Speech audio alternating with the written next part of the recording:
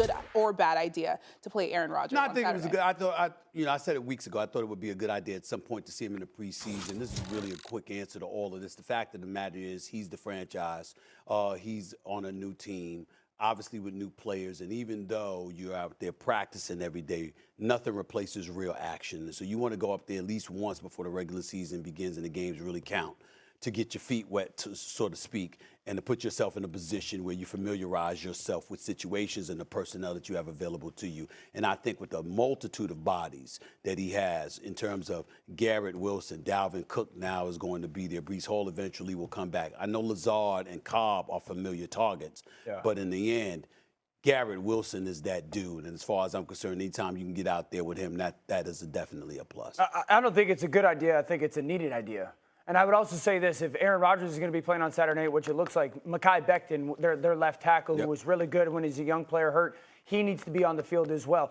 Everything's new for Aaron. He went 16, 17, 18 years at one place. Everything is new for him. Everything new for everybody else. So I want to see the 5 starting offensive linemen out there. I want to see Aaron out there. I want to see a driver, too, go to the points and get off the field. I think the reality is, after Saturday, there's 16 days until September 11th in their opening Monday Night Football game versus the Buffalo Bills. And this isn't a season with the AFC that you can just crawl into. So absolutely keep them safe, keep them healthy, get a couple points on the board, and get off the field. This was a needed decision by the Jets. Okay, let's go bigger picture to the entire season. Dan, do you think that the Jets have the biggest target on their back? There's no question asked that this team is the most targeted football team in all of football. Oh, please. And rightfully so. This is a no. First of all, it's the AFC. The AFC in general has, because it's so deep, everyone is chasing Kansas City, and there's teams that are most equipped to do so, the New York Jets being one of them. They will have a top 2, top 3 defense that automatically makes you hunted. Every offense that's going to play against you wants to score points. Number 3, the coach is as animated. Robert Saleh as anybody. We see him. He fits the New York mentality. He's animated on the sideline. They fired their offensive coordinator, is a guy that got fired in 1 year or after one season in Denver with Russell Wilson. You mean he got himself fired? Fired. Okay. So they hire an offensive coordinator that has got a history with Aaron Rodgers. 2, their backup quarterback was the number 2 pick in the draft a couple years ago. Hard knocks. They've got the offensive rookie of the year and the defensive rookie of the year on their football team.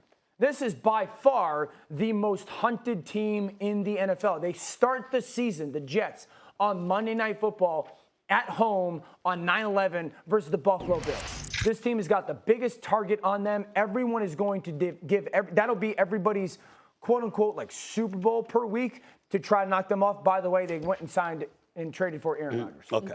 First of all, I get where you're coming from. I understand it. But it doesn't negate the fact that is an utterly ridiculous opinion that you just spewed. And I'm going to tell you why, Dan Orlovsky. Okay? I'm sorry. The Jets haven't made the playoffs in the last 12 years. Dan Orlovsky, do you remember what you were doing 12 years ago? No. I mean, were you playing? 12 years ago, were you playing? I was playing for the Colts. You were playing for the Colts. Okay, so that's a long time ago. It's a long time ago. I mean, I had that from my hairline was about 2 feet forward. Okay, I get all that, all right? This is what the hell was going on the last time we saw the Jets relevant in a playoff situation, okay? I understand that Aaron Rodgers has arrived, and, okay, he's supposed to be the resident savior. The brother's big time. You know how I feel. He's a bad man. No doubt about it. Garrett Wilson, offensive rookie of the year. But the operative word is rookie. So essentially, he's a second-year wide receiver. We know what a stud he is, okay? But nevertheless, now that you're on the map as that dude, considering how formidable you were as a rookie, you're going to get some more attention, okay? Alan Lazard can play, but is he some all-world dude? He's the second coming of Jerry Rice? $30 million receiver. He all right. He all right. Stop it. He's all right, okay? Don't act like he's more than that. We don't know that just yet, okay? Don't get me started. I'm trying to save myself and save my energy for the football season. I'm not trying to get riled up this early, okay? Because still early, it's still summertime. I was going to come in here in a linen suit chilling. I thought you were a person who brought your best every opportunity. All I'm trying to say to you is this. This is my point to you. Their defense is supposed to be elite. There are things that have to come together. I expect the Jets to be a title contender. Please don't get me wrong. Okay. But when you talk about the biggest target, excuse me, I got a couple of teams, maybe a few teams. I'm going to throw the Cowboys up in there. Ain't they America's team? Ain't they America's team? I thought they was America's team. Last time I checked, am I missing something, everybody? Ain't they America's team? Don't they got Brandon Cooks now? Don't they still got Gallup? Okay. Don't they got CeeDee Lamb? You let go of Ezekiel Elliott. You got Tony Pollard. I know they're still concussed from watching Errol Spence get concussed by Terrence Crawford at the fight a few weeks ago. But they all right. They're going to be okay. This defense, okay, with Gilmore now elevating that cornerback room, okay, with him and Diggs, all right? And you got Micah Parsons, DeMarcus Lawrence, and those boys. With Quinn as your defensive coordinator. This is an elite defense, got the star in the helmet. It's the #1 sports franchise in the NFL, if not in all of sports. Weren't they valued recently by Forbes at about $10 billion? Yeah. What about that $10 billion? Okay, so excuse me. Now we're going to sit up there and say because Aaron Rodgers arrived at MetLife right across from the swamp, for crying out loud, stenching up the turnpike. You trying to tell me that all of a sudden we looking at Aaron Rodgers and it's like, yo, everything. What's all of a sudden it's going to smell like perfume over there by the turnpike going towards the Lincoln Tunnel? Stop it. Okay, that's #1. You're so wrong on this. It's just the truth. It's just the truth. #1. #2, I can't ignore. Because to me, elevating it just like that is letting the Buffalo Bills off the hook. Last time I checked, we looked at Josh Allen, and we said, yo, man, what's going on? You in an AFC Championship game a few years ago. You and Patrick Mahomes was going at it. You were supposed to be the heir apparent and stuff like that. Stuff ain't work out. You lose. Joe Burrow comes up there, goes to the Super Bowl a couple of years ago. Last year at the AFC Championship game. And instead of thinking about Josh Allen, we thinking about Patrick Mahomes and Joe Burrow going up against one another, okay? So you got Stefon Diggs, this brother all-world receiver, but clearly wasn't happy, walked out, didn't want to talk to nobody. They came into training camp. They had some friction. They had to get settled and all of this other stuff. Brother wants out, by the way. I'm just telling you what I know. I got my own sources. Brother wants out. He don't want to be in Buffalo anymore. He don't want to. I'm telling you right now. I have my sources. Stefon Diggs got to be there, but he would prefer to be gone because he's lost a level of belief. You only got 2 playoff victories since your Super Bowl win. Only 2 playoff victories since your Super Bowl win, okay? So you looking at the Baltimore Ravens, what they have collectively, offensively and defensively, with their coaching, with their experience, with their Rough Rider mentality and reputation.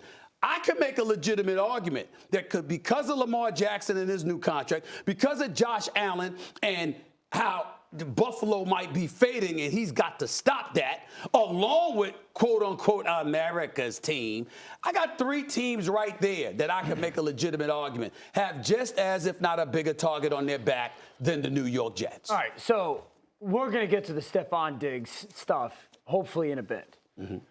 Are you saying target or expectations? Oh, come on. No. I got to pull out the Websters. I mean, give me the definition between the two. Expectations, I would agree that Buffalo's expectations are very high, as are Baltimore's. But the New York Jets have been the topic of conversation since March across the NFL world. Every single day I haven't talked about the Ravens every day. I haven't talked about the Bills every day. Every single day we've talked about the New York Jets. You know why? Why? You know why? Because, Dan, it's just like when you have on a nice outfit. It's a rarity. It's something that's new. And it's like, wow, look at him. Let's talk. It's the same principle. If Aaron Rodgers... That's like 3 digs in like 13 minutes. If Aaron Rodgers was on Green Bay, if he was on the New York Jets last year, and this was his second year in New York, it wouldn't be the case. He's new. But it's not. The others are not. But we don't live in a world... Hold on. I sat on television with you. Okay. Multiple times when Tom Brady went to the Tampa Bay Buccaneers. That's right. And you said they have the biggest target on their back when you got to go beat the Tampa Bay Buccaneers. That didn't matter that they hadn't been in the playoffs 12 straight years. They were on the playoffs 12 straight years. I don't have any recollection of saying Absolutely that. that happened. Recollection of saying that. Yes. I'm very, very serious. Yes. I mean, I'm laughing, but I'm very serious about that. I don't recall saying that. No. I don't recall saying. I said that Tom Brady and them had a bigger target on their back than Aaron Rodgers and the Green Bay Packers. Cowboys? Absolutely. The Cowboys I'm sympathetic about. I just want to see if they can actually. I feel bad for them that they're good but not good enough. Okay. I root for the Cow. But like when it comes to an organization, Stephen A., that has a top defense, an animated coach, their offensive coordinator and his story, Zach Wilson, Hard Knocks, and trade for Aaron Rodgers, you're going to tell me that the Bills have a bigger target on them? that the Ravens have a bigger target on them? This is New York. What do you say? New York always, Mets forever, Yankees, whatever? No. New York. Please don't bring up the Yankees today. Don't do that to me. Don't do that to me right now. Please don't do that to me. You can't. I can't imagine staring at you. I'm very depressed right now. But New York, I get your part about that. Even though they had the swamp in East Rutherford, New Jersey, which is not New York, but we just use that. That's just the property we lease it, but they try to hold on to the New York name. The bottom line is this: if you want to make the argument about the market and the pressure emanating from the market, okay. But I'm talking about looking at their team, looking at their roster, deducing because of your roster? Deducing because of your football brilliance, deducing. Look at Buffalo. Look at Baltimore. Look at Dallas. It's right there, man. Okay, it's right there. Expectations, biggest target. Come on now. New York Jets. All right. Thanks for watching ESPN on YouTube. For live streaming sports and premium content, subscribe to ESPN Plus.